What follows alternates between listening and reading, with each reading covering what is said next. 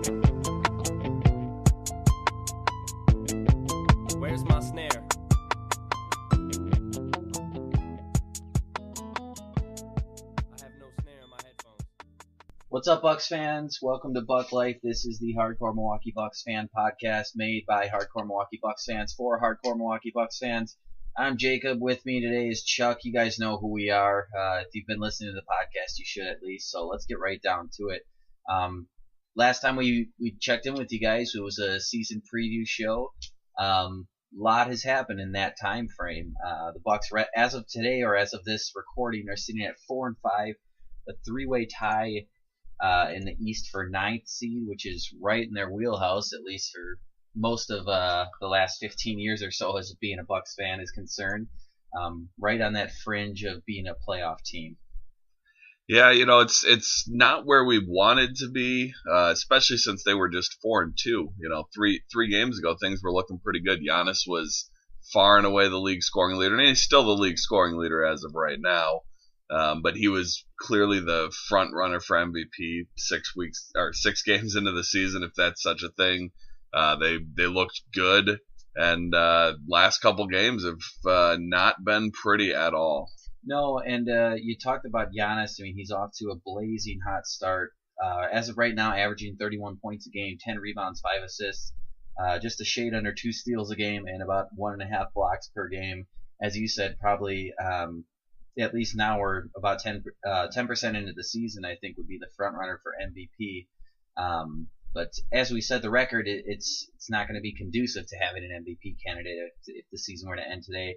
You know, a game under 500, you have to say it's a disappointing start. I mean, in years past, you'd always have the built-in excuse of this is a young team, you know, we're getting that cohesion.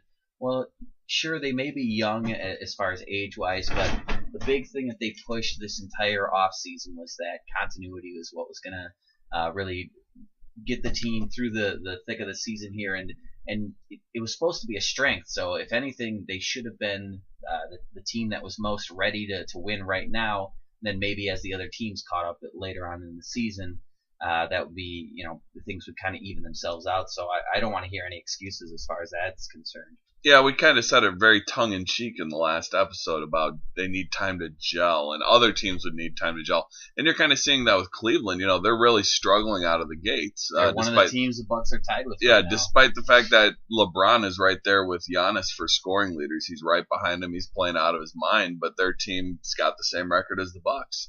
But they at least have that built-in excuse that they have a lot of new pieces on that team. Whereas the Bucks, we have the continuity. And I will say this, our defense is showing the continuity. It's the same old shit.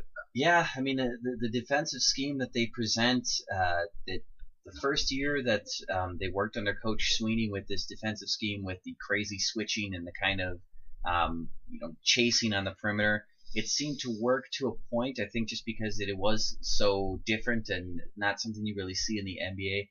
Clearly by year 2, they had it figured out, and it's one of the most frustrating things about this coaching staff is that they seem dead set on not changing that scheme, despite the fact that it's the same exact things that are burning the Bucks over and over again, which is if you get enough ball movement, they're going to find an open three at some point during the defensive possession. Yeah, this last game I was listening a little bit on the radio, and this was, I'm trying to think, who did we just lose to? Detroit, the Detroit game. I was listening to the beginning on the radio. I was driving over to watch the game with the Grand Admiral Dan, who's a regular to the show, and there was an open three early in the game that Detroit got in the corner, and Ted Davis said, that seems to happen a lot with our defense, and everyone notices it. Yeah, and it's not really acceptable at this point in time that we haven't done anything to adjust for it. It's kind of funny that you mentioned Ted bringing it up on the broadcast because I remember Marcus Johnson similarly. I mean, it's more than just fans complaining about it now. You see even media members and Bucks employees now talking about how, well, this is the scheme that they have. This is what they're running with. You may not like it, but hey, what else can you do? You think about accountability and people say, oh, it's early. Yes, that's true to a point, but we're 10% of the way into the season here. Which seems kind of strange to say because it seems like yesterday we just recorded our preview show. But somebody needs to be held accountable, and to me, it's got to be the coaching staff and the front office. I mean, if you're not going to change the type of scheme that you're going to have and you're dead set on that, well, then you have to get players that can execute that scheme. Now, maybe it is a scheme that's just impossible to execute effectively over the course of the season, but if it's not working, somebody needs to be held accountable, and I got to say, I don't really feel like that's the case. I mean, you hear Jason Kidd in the post-game interviews after every loss saying the same stuff. Oh, we're understanding that we need to have more effort on this side of the ball. I'm going to call bullshit. I'm going to say this isn't an effort thing. This is just something that teams have figured out, and it's not going to get any better. Yeah, it's one of those things where, like you said, in year one of the system, it seemed to work. They actually had one of the top-ranked defenses that first season when Kidd was here. The staff has changed some since then, and the coaches just don't seem willing to adapt. And I don't know if it's, you never know if it's an issue where other teams around the NBA now have film, they figured it out, or if the current personnel can't run the same system as effectively. But it doesn't really matter. At some point, either it's figured out or you don't have the staff for it. You just got to change something. You need to cater our defense to what we do have on the court, rather than just, especially in this day and age where the 3-pointer is such a huge part of the game. You can't just let wide open threes all day long. No, and you talk about the coaching staff and Jason Kidd as a head coach and kind of his shortcomings and that. I thought it was really telling. I can't remember which user it was on Twitter. Which quick plug: follow Buck Life Podcast at Buck Life Podcast on Twitter. We live tweet during the games. Just a fun way for us to interact with you guys. So we'd love to have you as a follower. We'll follow you back. But I saw somebody post something on Twitter that said one of the measures of a good coach is out of a timeout, what kind of execution are you seeing after that timeout? And they posted the Bucks' first offensive play out of a timeout. And it was essentially Malcolm Brogdon dribbling at the top of the key. A bunch of screens are trying to be set up top with little to no effort. Brogdon just dribble. I think it was one pass and a shot attempt. And maybe that's over analyzing something or looking too much into it, but it's not really a shocker to me. When I watch Jason Kidd coach, it's very lethargic. You don't see him really get into the games so much. And he has a defensive guru, so really, what is he really doing at this point? I guess that's up for debate still, but for those of you that are wanting to see Coach Kidd gone, or there seems to be this groundswell that's getting more and more support of maybe people wanting Coach Kidd to be let go, he just signed an extension. I believe it was 3 years, $18 million, and all of that money is guaranteed, so I wouldn't be holding your breath, unfortunately, unless the Bucks go into some epic collapse, which is very hard to see just by the sheer value of having Giannis on the team. Yeah, we're in a situation where Giannis is going to win you 35 games probably just by himself, and then whatever the rest of the team can win for you. So you're not going to be anywhere. Worst case scenario with a Giannis on your roster is the 8th seed, and that's if everyone else on the team basically contributes nothing. Or next to nothing. Right. He's just that good. He's turned into one of those transcendent players. Yeah, and I agree with the timeout. It does seem we'll take timeouts or coming, off of a replay by the refs. That's kind of like a timeout for free when they're looking at something on the camera, and almost every time, and it could be just confirmation bias. You kind of remember the bad plays, but it seems more often than not we just run some stupid play, throw the ball out of bounds, get a bad shot, and you're always sitting there kind of doing the facepalm thing of, that's what we came up with? That we couldn't come up with something better? What was the point of the timeout? Just let Giannis do his thing if that's what you're going to get. And I think it is a measure of a pretty good coach. You'll see it in every sport, not as much baseball, but any sport with a timeout or an intermission like football. How does a team come out of the half? What does the coach do at halftime to make adjustments, get his players motivated? And you'll especially see it in football. It was a big thing back when Holmgren and Favre were running the Packers. They were a dominant third quarter team. They would always come out and they would win that third quarter. I just don't see that. The Bucks come out at halftime. This Detroit game, they came out at halftime and Detroit just built up the lead, and eventually they closed it close in the end of the third quarter, but then the fourth quarter was just horrendous.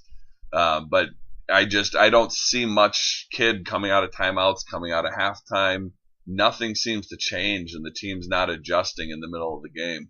Well, some of the things I've heard about Coach Kidd, too, it's like you have this defensive scheme that doesn't seem to work, and it seems to tire guys out. They're always chasing. They're always switching way too many times. And you notice it especially late in games when you're coming down to crunch time possessions where there is a switch, and now John Henson is at the top of the key guarding the point guard. I mean, you just know bad things are going to happen.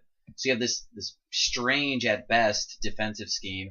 Then you have an offensive scheme that doesn't really seem to be a scheme whatsoever. It looks like basic screens and guys looking to get their own shot. I mean, I feel like the talent level, while it may not compare to a lot of other teams, if you had some sort of actual system in place, you'd probably get a lot better results. So part of Giannis's blazing hot start, I mean, statistically, I would think, is having to find a shot because there's just no scheme in place for plays to be run to find guys in good positions to shoot.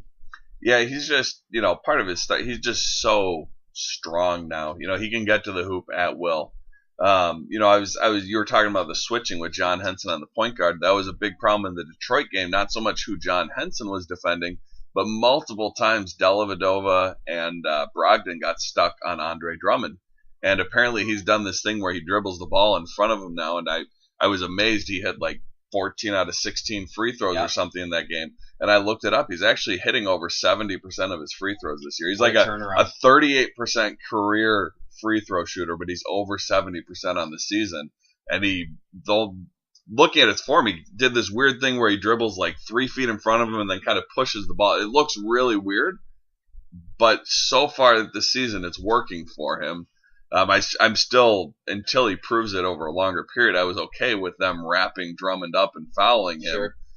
But multiple times in that game we had the switches, and you ended up with our point guard guarding Drummond, who's their best player, and it didn't end well for us because he put up a lot of points, got a lot of free throws, and to his credit, he hit those free throws. I think he hit like 13 free throws in the game. Yeah, he only 2 attempts. Yeah, he missed 2. I saw a point at one point. It was something. The Bucks were 6 for 6, and Detroit was like 20 out of 26 or something like that. The free throw discrepancy was not good. We weren't being super aggressive. Giannis was settling for a lot of jump shots, and he hit them, so that's fine. But you would have liked to see be a little more aggressive, get in the hoop, and they were double and even triple teaming Giannis at times. And if they're going to do that, other people need to make them pay. Well, I look at a game like Detroit, and it was one of the few times this year, maybe the only time this year, where Giannis didn't really have a great game offensively, or hasn't been at least off to as hot of a start as he had previously.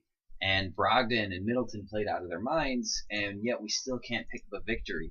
And I think it speaks to the talent level of this team. I think if you look at the Bucks rotation and then like their fringe kind of end of the bench type guys, outside of, I count 4 legit NBA players that you probably want on your team right now with Giannis, Brogdon, Middleton, and Tony Snell. After that, I don't think you have anybody on this roster that other teams are looking at going, oh, it would be nice to have that guy. Not even say as a starter or as a key player, but even in their rotation. I mean, Dellavedova's been every bit as awful as you can be. Teletovic has kind of been hot and cold, which has been the story of his whole career. John Henson, he's played a little bit better than he has probably in the last 2 years or so, but again, with him, you never know which John Henson you're going to get. And just those 3 players alone right there, that's $40 million of your salary cap that you have locked up that you're getting next to nothing from. We're going to talk a little bit more about Thon later in the podcast. Obviously, he's off to a disappointing start. So the talent level, again, we're in, I think this is year 4 of this ownership group. And what do we have besides the guys that they inherited as far as talent? Because they inherited Giannis. They inherited Chris Middleton. They inherited the pick that would become Jabari Parker. Those are kind of supposed to be the 3 big cogs. And outside of that, you added Malcolm Brogdon, who was an amazing second-round pick, first ever rookie of the year from the second round. But outside of that, in 4 years, we have a team that's close to the luxury tax with little to no talent on it. Yeah, I mean you're absolutely right that the good pieces we have, and certainly the best pieces we have, are all pre new ownership group. They all belong to the Herb Cole regime. Other than Brogdon, who's, we were kind of worried about him having a slump, but at least I was going into the season. Credit to him for basically doing everything he did last year and improving his game a little bit. I'd say he's playing a little better than last year, but he's doing all the same things.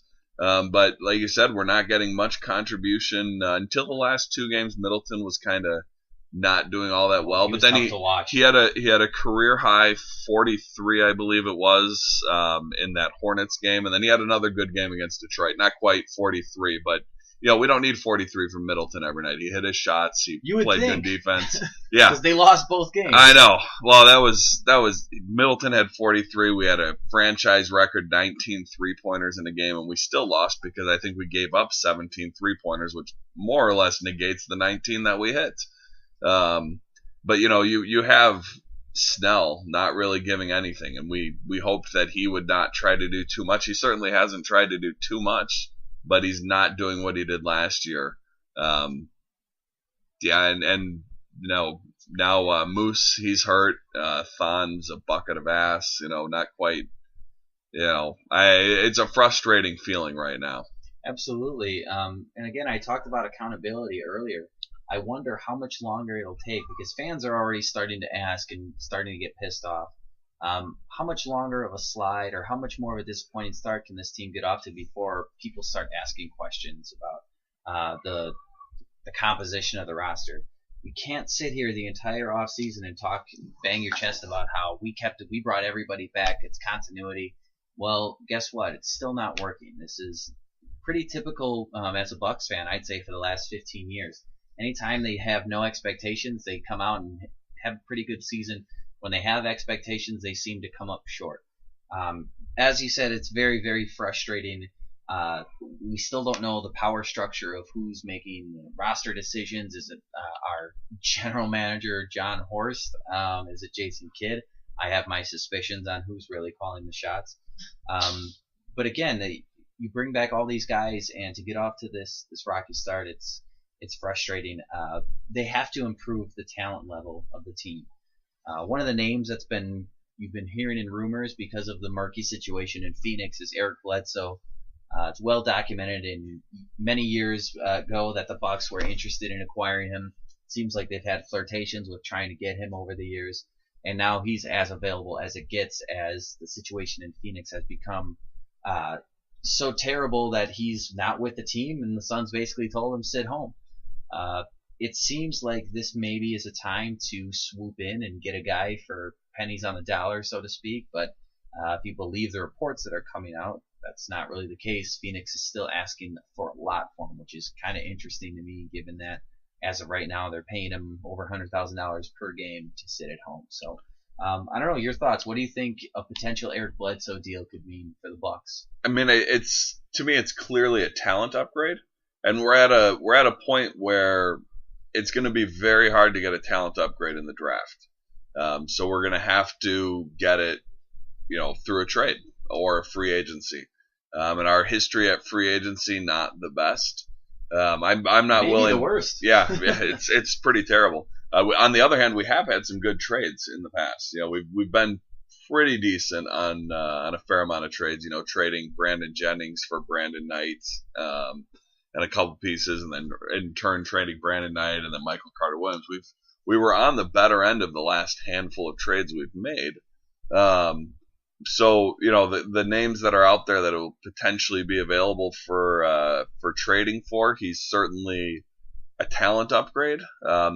It's always going to come down to what's the cost for me. I don't want to give up as much as our first round picks are going to be middle of the first round or hopefully late first round if we can figure this thing out. I don't really want to give up a first round pick especially without knowing what it is. Maybe later in the season, trade deadline, that first round pick might be a little more clear where it's going to be. But right now, I'm not willing to part with that. The big question is, what do they want? And if they're asking for the world, it's probably best that we haven't pulled the trigger yet. Well, when the Bucks were first kind of brought up as a potential suitor, the name that was brought into play was Malcolm Brogdon, that Phoenix really wanted. that the Bucks were unwilling to part with, at least at this point. You heard Thon Maker's name, especially earlier on in these talks, that he was another potential player. But it seems like Phoenix is really holding out hope that they're going to get some young, fairly good chip in this Bledsoe deal, and that they're just kind of playing the stare down game with Cleveland's been brought up as a potential suitor. Denver's the other big name. Milwaukee. It's kind of strange to me. I feel like they don't have a lot of leverage here, but I suppose for a team that's tanking, that wants a high draft pick, it's not the worst thing in the world to go ahead and call this guy on his bluff or make him sit home and just wait until you get what you want. As far as Malcolm Brogdon, I've heard earlier on in the season there was a lot of Bucks fans that were fairly willing to include him in a deal. And I remember seeing someone on Twitter saying that he's such a perfect fit for Phoenix next to Devin Booker. And then I thought about it. I'm like, well, what team wouldn't Malcolm Brogdon be a good fit on? I mean, he could play the 1, he can play the 2, he can guard the 1, 2, or 3. He's effective with the ball as the point guard. He can play off the ball. He's a good three-point shooter. He's a good defender. That's a guy that you want on any team. So obviously he's a good fit there. I don't blame the Bucks at all if they're saying there's no way you're getting this guy. Thon, hey, you want him at this point, take him. Again, we're going to probably the next topic here is we're going to talk about Thon, but you look at Bledsoe, the player, and what he adds to the Bucks is athleticism, assuming health, because he has had some health issues in the past with his knees, I believe. But he's a good offensive player, kind of a bulldog. He likes to get into the lane. He's improved his shooting. Last year, I believe, was his career best, shooting the 3-ball. Defensively, I think he's a little bit overrated just because he is very athletic, so people probably want him to be the better defender than he actually is.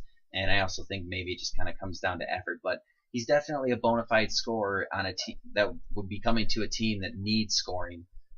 So as far as on the court, I would not be opposed whatsoever to see some lineups with Bledsoe, Brogdon, Middleton, and Snell and Giannis at the 5 as like a small ball type deal, and just try to go with that death lineup. Yeah, it's one thing that I think it's a talent upgrade. I agree. I don't think I'd trade Brogdon for him just because the chemistry is there. You have to look at, if you're trading Brogdon away, you're getting Bledsoe, who's going to score more points, but then you're also going to subtract Brogdon's points. Whereas if you traded Thon, if Phoenix thinks that Thon has got potential down the road, you're really not losing anything, and you're gaining Bledsoe. So that's a different trade for me. The net gain is going to be a lot more in that scenario than trading Brogdon. So I don't think I would part with Brogdon for Bledsoe. And as much as we need more scores, if you look at we're scoring over 100 points almost every single game. We've had a couple where we did not, but I really think our problems are more defense and scheme oriented than they are offense. Even though we do, come playoff time, we will need someone else who can create their own shot, because Giannis isn't. We kind of saw that last year in the playoffs, that we missed someone who could create their own shot when the defense really ramped up late in the game. And we're struggling. It's going to be a struggle this year if we don't get someone else, a Bledsoe or whoever we get. Jabari comes back. He's capable of it. I don't think he will be after 2 ACL injuries, but he was capable of it. You kind of need that in crunch time when the game's on the line. We have Giannis, who's as good as anyone at doing it, but it'd be nice to have more people who could do it. There are also reports that Phoenix was adamant that Tyson Chandler also be involved in the deal. Chandler obviously is a little bit over the hill at this point, but he is a veteran presence. He's a very good rebounder still, which the Bucks need right now. Watching them attempt to rebound is kind of a painful process at this point. But again, sometimes this comes down to numbers and money at the end of the day. If the Bucks want to unload a guy like Dellavedova or Henson, which would make a lot of sense, especially if Chandler's coming back and you're getting a point guard back. Maybe Phoenix feels that they shouldn't have to, that they want Greg Monroe instead, who's an expiring contract. But if I'm the Bucks, I hold steady here. I'd offer a package based around maybe Thon, Dellavedova, and if you need to include some fringe assets like a DJ Wilson, a Rashad Bond, something like that.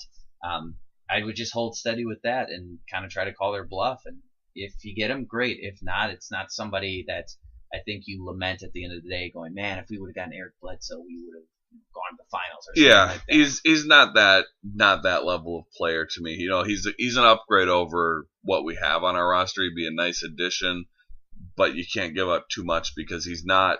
You know, if Cleveland puts LeBron on the table, you trade whatever to pair him with Giannis because I don't know what's who's going to stop you with just those two. Put three. You know, I'll go play center for him if it's LeBron and Giannis. It doesn't really matter who's going to be out there on the court to a certain extent. And we're obviously not talking about that level of player. Plus, as the season goes on, you're going to see more guys become available as teams get out of this playoff picture. You know, you have down in New Orleans, maybe DeMarcus Cousins becomes available. He's putting up. He was the number 2 scorer in the league. I think LeBron passed him. God, they could have had him last year. I know. So, you know, if New Orleans continues to lose like they are, despite the fact that DeMarcus Cousins is playing ridiculous, they've got Anthony Davis who's ridiculous, and they still can't seem to win either. And I don't watch enough New Orleans to know if they need a new coach or what the issue is down there. It seems like with the pieces they have, they should have better results than they are. But we say the same thing about the Bucks. So as we go on, you have to imagine there's going to be more pieces available for potential trades, and maybe someone else will be a little more reasonable about what they're asking for their whatever they're putting on the table. Well, the other thing too is that LeBron has a player option. There's a few other significant free agents this coming season, so I'd be reluctant to part with Monroe at this point in the season. I just get this feeling that come trade deadline time, maybe a team like the Lakers wants to get max cap space this offseason so they can try to lure LeBron and one of his buddies to come and sign with them. A guy like Monroe has an $18 million expiring contract. That's a huge chip for a team trying to clear cap space.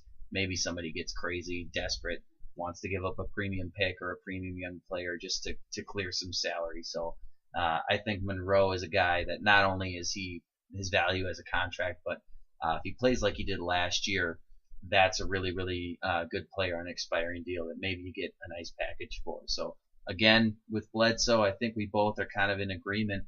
A player that would be nice to have, but given where his value is right now, you don't just give in to Phoenix's demands. But again, I talked about a couple times now, Thon Maker, one of the names that was thrown around in a potential Bledsoe deal. There's no way of sugarcoating it. As you said, he's been a bucket of ass this season, and it's really, really disappointing, especially considering all the things you hear about his off-season regimen, that he's adding muscle, he's working out with Giannis, that Kevin Garnett thinks he's going to be an MVP one day, or all the bullshit that people are spewing because we paid them to come in and say those nice things to our media. The bottom line is, Thon has regressed. Last year, he played mostly in garbage time until a little bit later on in the season. So I think a lot of people remember some of the splash plays that he did make in those garbage time, where it would be, a highlight three, or I think he took Birdman off the dribble one time and made him lose his footing. So people see those plays and they think, oh, this guy's potential's through the roof, and maybe it is. But he had a good series against Toronto in the playoffs. I think a lot of that was due to being matched up with a guy like Valanciunas, who just doesn't have the athleticism to keep up with him. But there's high expectations for Thon coming into this season, being the starting center, and he's nowhere close to meeting those expectations. Per 36, he's averaging 5.2 rebounds, which for someone who's 7'1" with those measurables, with that length, with that athleticism, horrendous. I mean, just astonishingly bad rebound numbers. And this is someone that we heard all offseason added muscle so he could become a better rebounder and get stronger down on the block. So I'm, I guess, fairly close to being ready to give up on Thon. Yeah, I don't think I'm ready to give up on him 9 games into the season, but it does not look good right now. He's been replaced as the starter by John Henson, and I don't know if Greg Monroe's healthy, maybe Monroe's in the starting lineup instead of Henson. But when you're being replaced with Henson, that's not a good sign, because Henson is the definition of inconsistency over the course of his career. For, like you said, for his size, he should be able to get more rebounds than he does. He's not hitting shots. Last year he hit the three at a pretty good rate. He's taken a few. I know he hit one the other day. Oddly enough, his 3-point percentage is up, but he's not shooting okay. a lot of threes. Yeah, and attempts. And even still, that shouldn't be his game. He needs to get more at the rim, whether that's posting someone up or getting an alley oop or passing it in and cutting. He is pretty quick for his size. So I don't want his game to be 3-point shooting. And he's been a bucket of ass. Only quite can he hit his head on the rim, like the previous bucket of ass in Bucks history. So yeah, it's extremely disappointing. But it is 9 games into the season. He, like you say, he really only played in garbage time and then late in the season last year, so he doesn't have a ton of NBA minutes. So I'm okay with him struggling a little bit, but he's gonna have to turn it around sooner than later if he wants to find himself having a place in the NBA. Well, and for me, it's not just that he's struggling; it's just the complete regression. People talk about him being a rim protector, being a 3-and-D center. At block shots, he's averaging about half a block per game. So he's not really doing anything on the defensive end. And for somebody that they always tout his switching ability, his athletic ability, his quickness in the lane, I see him chasing down people that take him off the dribble an awful lot this season. And I'll just bring up the elephant in the room. I think where you stand with Thon and his potential probably has a lot to do with, how old do you believe that he is? If you believe he's 20, 21 years old, I think, or is what he's listed at now. Okay. I don't know. I won't speak for Chuck. I tend to not believe that. There's enough evidence that I've seen to lead me that way. I won't get into that too much because it seems to be a sore subject for a lot of people, and we'll get pretty fired up about it. But you can Google whatever you want to on that subject. So again, very, very disappointing for somebody that was supposed to be a pillar and hopefully a building block for this team. So luckily there wasn't a whole lot in his draft range that you can say, if we would have taken this guy, if we would have taken this guy. I know Sabonis is off to a good start down in Indiana after being traded from Oklahoma City. I'd say he's about the only guy in that range, and you could maybe kick yourself on. So there's still some time left, and obviously he's making nothing as far as salary is concerned, so it's not like he's bogging you down. But man, oh man, just body language, the headiness there, it's just not what you like to see. No, it absolutely isn't, and I want to give him about 25 games, see where we're at in another, it's probably another 2 months we'll be at 25 games. If he's still struggling, then I'll be really concerned. Now, for now, to me, it's really early in the season. He's a young player. Whether he's 20, 21, or if he's 24, 25, and I tend to lean towards the older side on that, based on the evidence that you mentioned. But even still, he hasn't had much NBA experience. And there's a big difference between NBA and college and high school. They're all, you're playing with the best of the best. So I'm willing to give him a little more time. I'm never a fan of giving up on someone after, little into a season. Sure. I haven't fully given up. I get a bad feeling. Yeah. Well, and speaking of giving up, I don't know if it's on your list here. We're going to talk about. I'm very disappointed the Bucks are not picking up the option for Rashad Bond. Not that I think he's. I can't tell if that's tongue in cheek or not. No, absolutely. It's not that I think he's a long-term piece, but it's a $2.9 million option to make him a restricted free agent. The risk versus reward is basically nothing. I mean, I guess my counter argument to that would be when you know. These guys, the Bucks, they see him every day in practice. They've seen what he does in the games. If I had my choice, I wouldn't have picked up his option. Especially your team that's close to the luxury tax. That's one less thing to worry about. So if anything, maybe you've added to his value because now he's an expiring contract. So as a throw-in for a deal, whereas if you would have picked up that option, now next team's on the hook if he's a throw-in for a trade. So yeah, And we'll see. I think it's a very low risk to pick up his option versus, and maybe we'll end up trading him, throw him in as an expiring contract, and I'll look back and I'll say, oh, that's good that we had that expiring contract to throw in and get whatever player that is. I am glad you brought his name up, though. People talk about Thon being disappointed. It's like, well, just pretend that the Bucks picked Brogdon at number 10 and then Thon in the second round, and it's not as, it's easier to swallow. Yeah. It's like, but you bring up a guy like Rashad Bond, and then, our first rounder this year, DJ Wilson, has played in garbage time and not contributed anything thus far. And wow, you think about the last 4 first-round picks, DJ Wilson, Thon Maker, Rashad Bond, Jabari Parker. Again, with Parker's case, it's due to the injuries more than anything else, but that's 4 first-round picks that you're not really getting anything from at this point. That's tough to build a team around. So that's, do you put that on John Hammond? Do you put that on John Horst? Do you put that on Jason Kidd? Again, that's up for debate because we just don't know. We have no clue what the hell's going on. We don't know with most of those guys. However, Rashad Bond is the one that it's pretty clear that was a Jason Kidd pick. If you believe the reports that came out. Yeah, that one was pretty strongly hinted that Rashad Bond was Jason Kidd's guy, and Hammond wanted Bobby Portis, I think it was. Yep, the whole scouting department, everybody had settled on Bobby Portis. Yeah, so. And Bobby Portis punched Nikola Mirotic, so he's still going up in my book. Yeah, well, Bobby Portis has certainly contributed more in the NBA than Rashad Bond is.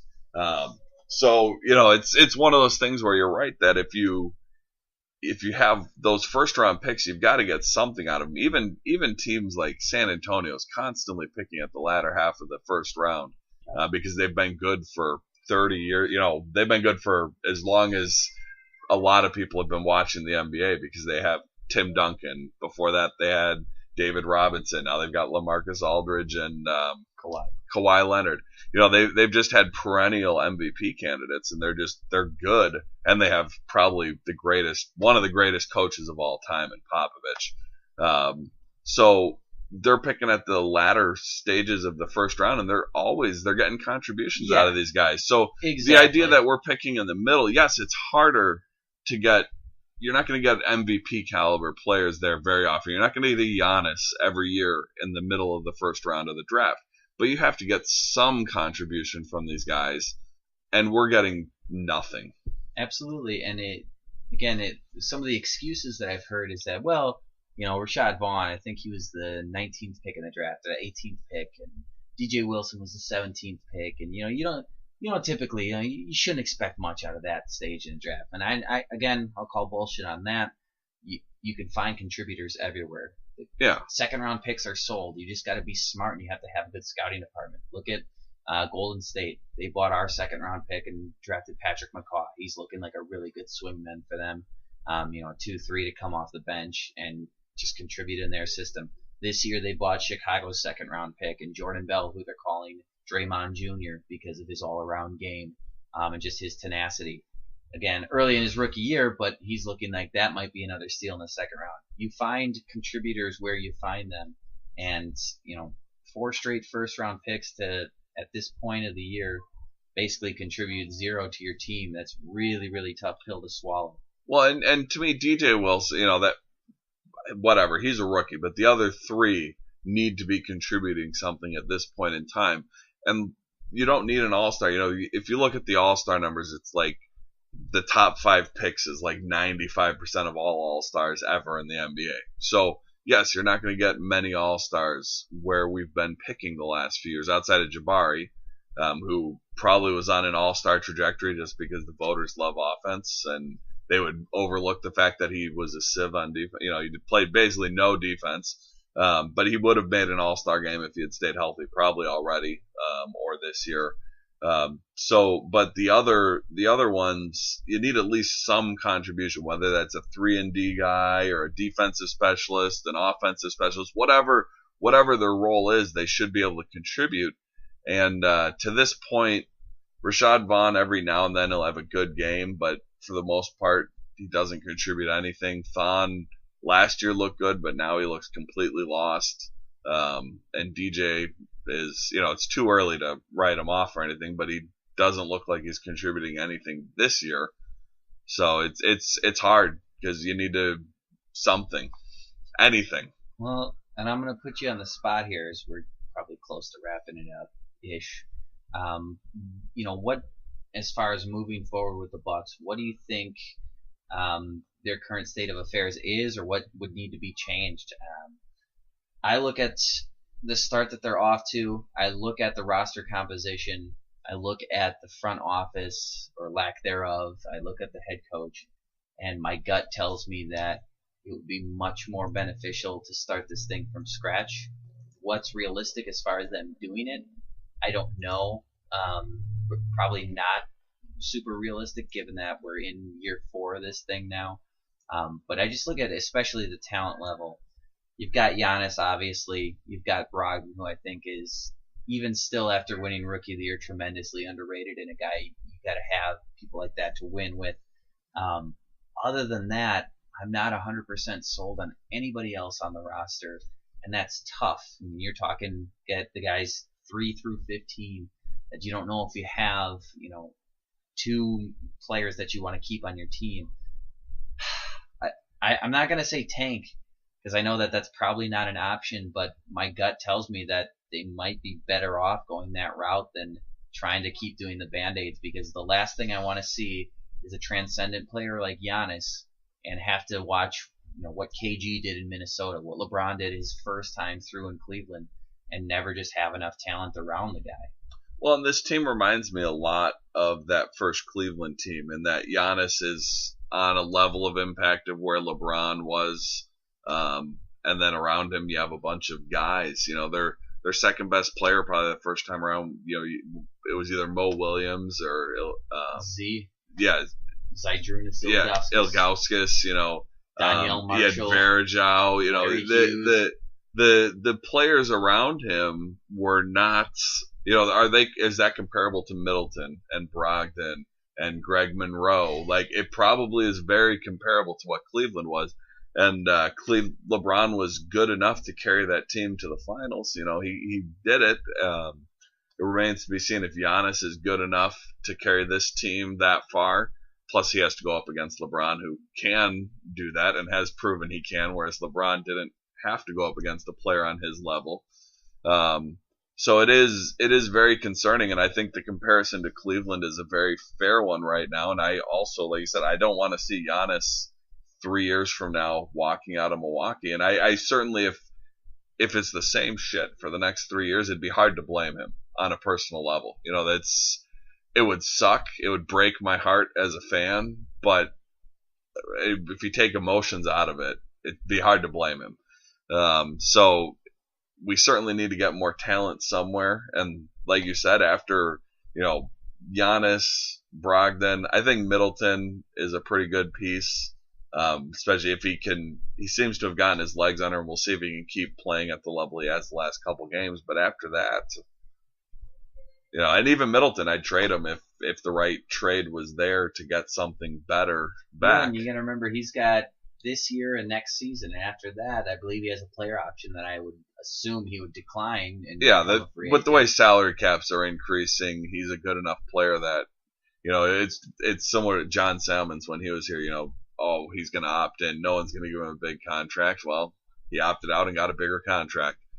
So I'd imagine Middleton would as well. So the big question for me is, where are we going to get this talent outside of Thon all of a sudden looking like he's an NBA player again, Jabari coming back and being as good or better than ever? Like, I don't know where we get that other all-star, because we need another all-star level player to pair with Giannis. At least. If not 2. That's, you always talk about the big 3. That seems to be the magic formula that people go for, is the 3 all-stars or whatever.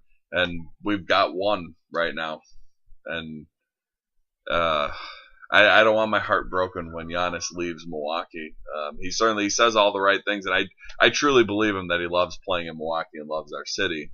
A lot can change in 3 years. Exactly, a lot can change if you are 7th, 8th seed, 9th seed for 2, 3, 4 years in a row, and things don't change for the better. That'll wear on them. Well, it's funny. I think you predicted 47 wins. That sounds about right. Yeah. Earlier, as soon as the season started, looking like you were right there, or maybe a little bit more. Yeah. I predicted 40 early in the season. I was like, oh, I might have been way off, and now maybe it's trending that way. Who knows? Yeah, I mean they were 4-2. Now they're 4-5. They could 3-game. They could go streak, win 4 or 5 games in a row, and all of a sudden we're sitting there looking, okay, they're on pace for 50 wins again. It's so early in the season with such a small sample size. It's easy to be down when they've lost 3 in a row, but it's also realistically they are still early in the season. You're not going to win every game, so fingers crossed they start playing like an NBA team, because the most disconcerting thing to me is the defense. Their offense has been pretty good. They're scoring over 100 points most games, and the problem is they're giving up 116, 120, whatever it is, and I don't see that changing, because we still run the same defensive scheme. We still leave wide open 3-point shooters. Definition of insanity. We're doing all these switches where you end up with our point guard defending Andre Drummond, or John Henson guarding Kyrie Irving, or whatever the matchup is, and the other coaches are not as dumb as Jason Kidd, and they are able to exploit that, and it's not good.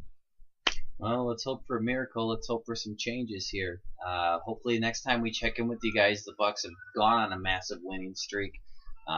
Get some mojo back in this city, or at least back in these two jokers. Yeah, it's the next 2 games are at Cleveland and at the Spurs. It's not where you want to be when you're on a 3-game losing streak. That said, Giannis has a history of kind of bringing it in those.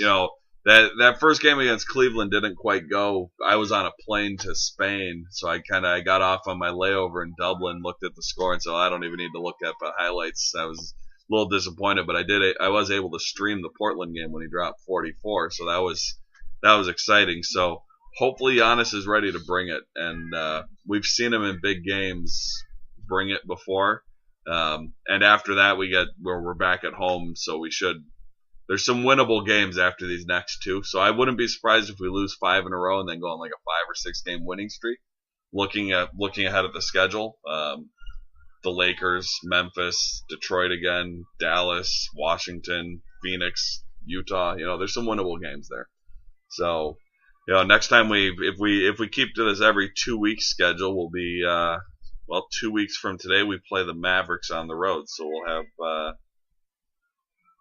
That's 6 more games, so we'll see what the record is 6 games from now. Let's see.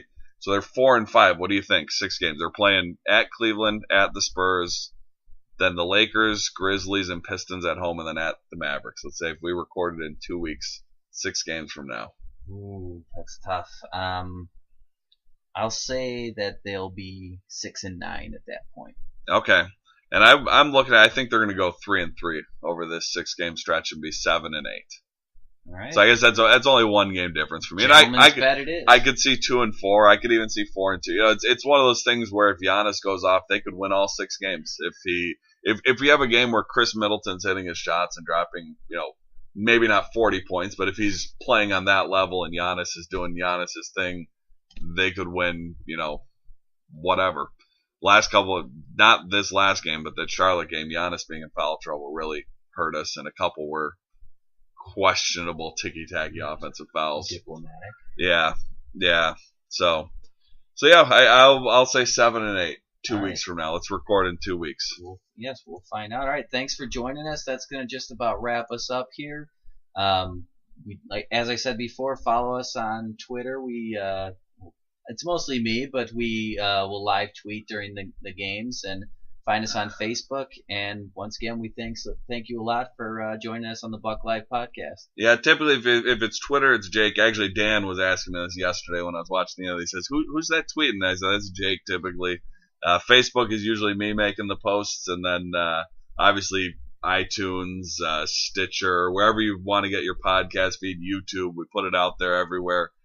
So subscribe, share, follow us, all the social media stuff that you need to do, and share with your friends. We'll keep talking Bucks if you guys keep listening. All right, that's gonna wrap us up. Thanks a lot, Buck Nation. We'll see you next time.